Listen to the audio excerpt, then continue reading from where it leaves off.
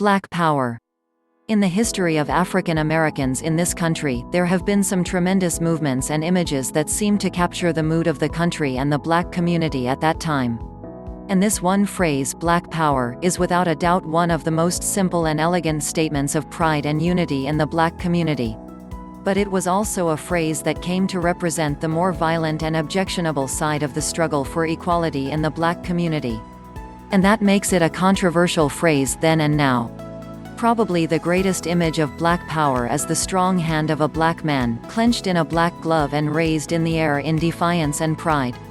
Never has that salute been used so perfectly as it was at the 1968 Olympics when Tommy Smith and John Carlos raised the Black Power fist complete with black glove as they received their medals for their performances at those Olympic Games. The phrase Black Power was not coined in a march or riot as might be implied.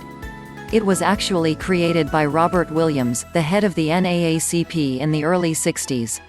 But it really started becoming a street term when it was adopted by Mikasa Dada and Stokely Carmichael, founders of the Student Nonviolent Coordinating Committee, which was the precursor to the famous Black Panther Party.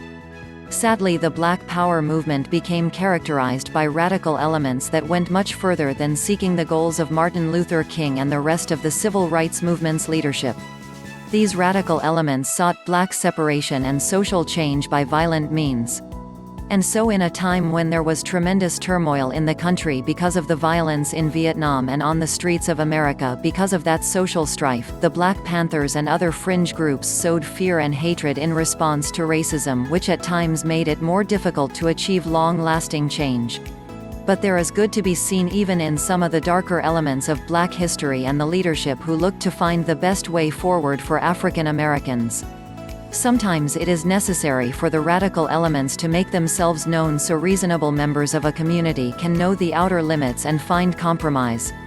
This was of value to the Black Power movement because it did charge the discussion, albeit with violence, and made the importance of reasonable Americans to come together to seek peaceful change all the more important.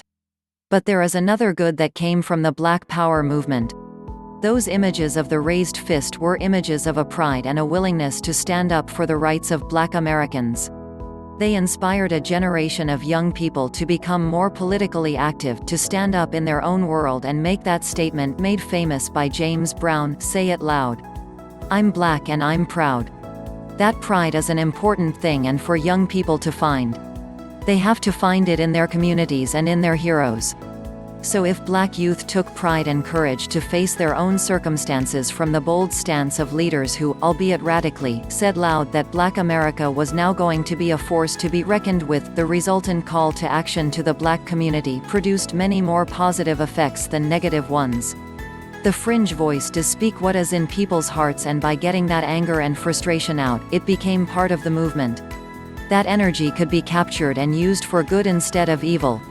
And the end result was a movement that was energized for change and to make life better for all of Black America. And that was what everybody wanted.